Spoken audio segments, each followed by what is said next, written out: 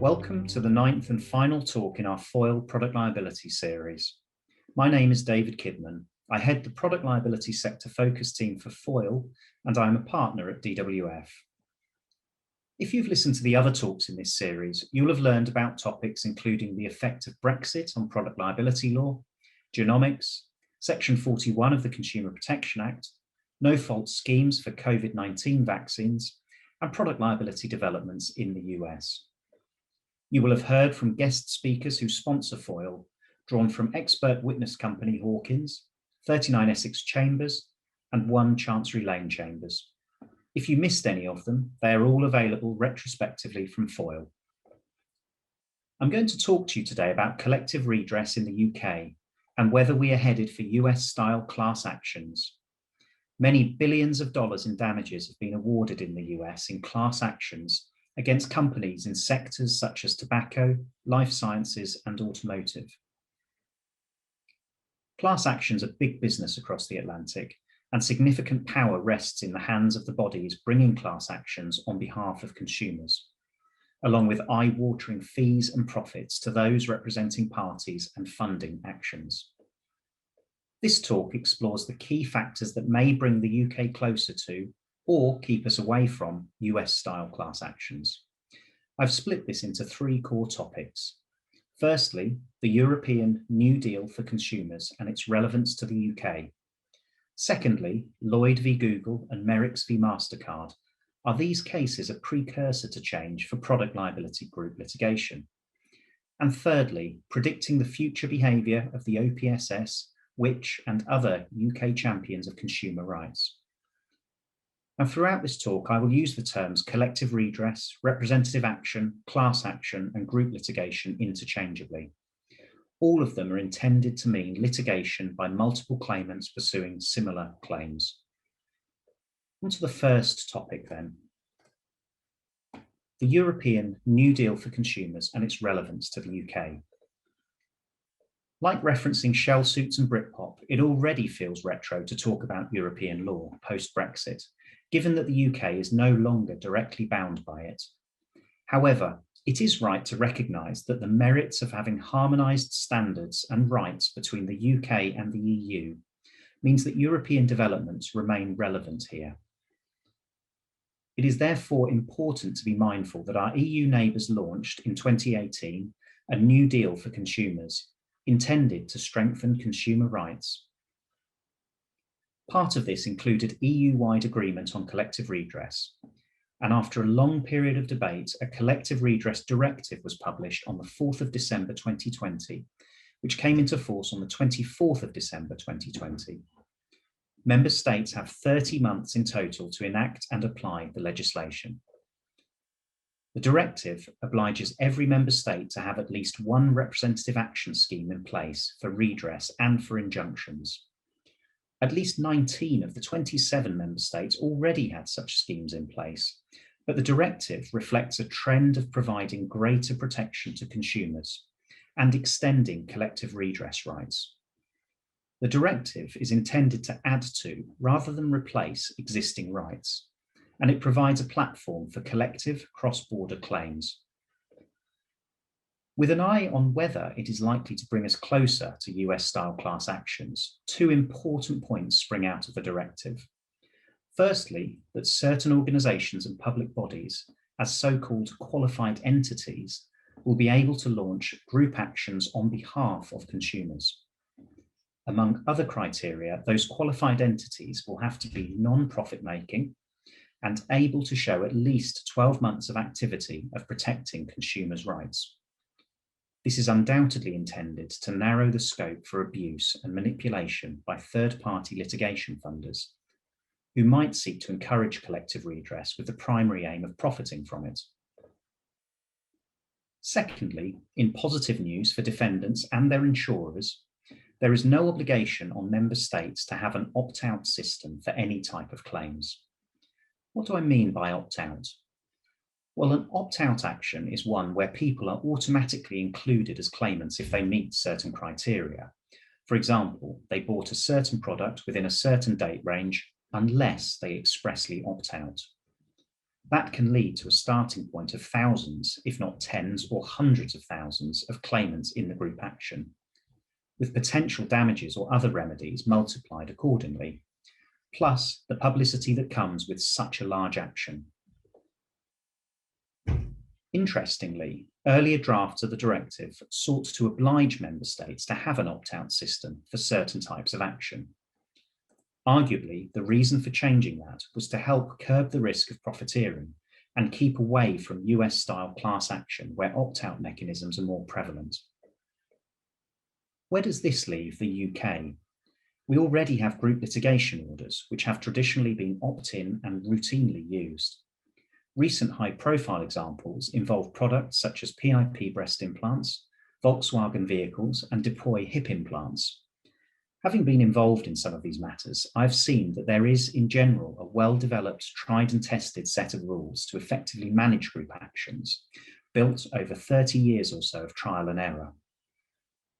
However, as I will discuss next, the UK appears to be moving in a similar direction to the EU, with limited but increasing use of opt-out collective actions and an ongoing pressure from consumer and public bodies to promote consumer rights. Moving on to the next slide and the second of three topics for today. Lloyd v Google and Merrick's v MasterCard. Are these cases a precursor to change for product liability group litigation? Let's turn to some recent UK developments that show an embracing, to a degree, of opt-out collective actions. The Consumer Rights Act 2015 introduced, for competition cases, a right for claimants to pursue opt-out collective redress. So although the scope is limited, the significance is huge. Furthermore, in Scotland, the Civil Litigation Expenses and Group Proceedings Scotland Act 2018 introduced a framework for both opt-in and opt-out group procedures, not limited to competition claims, but requiring Court of Session permission. So what use has there been in the UK of the opt-out rules? In Lloyd v Google in 2019, the Court of Appeal permitted an opt-out action in respect of a large-scale data breach. The court described the use of the opt-out mechanism as unusual, but accepted it as permissible. And more notable still is the action of Walter Merrick's CBE, who is pursuing MasterCard in an opt-out collective action. He alleges that inflated prices were paid by UK consumers using MasterCard. The action is significant as approximately 46.2 million UK consumers could fall within the class of claimants, with an estimated £14 billion of compensation to play for. The UK population is estimated at around 68 million people, so approximately 2 in 3 of you listening to this may become claimants in this matter, even if you didn't realise it. The judgment warrants a whole talk in itself, but it is important to note that it was considered in detail by the Supreme Court recently, in December 2020, who gave judgment on a 3-2 basis. In summary, they permitted the possibility of an opt-out action and passed the matter back down to the competition courts. It's fair to say that the dissenting view of the Supreme Court was based largely on concern about permitting actions of this nature without sufficient safeguards in place. A key issue was whether it was suitable to use opt-out collective proceedings instead of traditional individual proceedings, and the extent to which damages needed to be quantifiable and capable of distribution. Arguably, the Supreme Court endorsed a lower threshold to opt-out collective redress than many had expected, including, of course, MasterCard. It is now for the Competition Court to apply the tests set out by the Supreme Court and decide whether to certify the action and allow it to proceed. Now, I appreciate that the nature of the MasterCard case is very different to a product liability case. However, it demonstrates an open-minded approach by the courts, and for insurance lawyers and their clients, it is relatively easy to envisage a widening of the scope of opt-out actions in the future. Now, perhaps we might firstly see it include claims for refunds or replacements of defective products that don't perform the function that was intended, or fail to work after a shorter than expected period of time. In other words, economic remedies that are likely to be the same or similar across a group.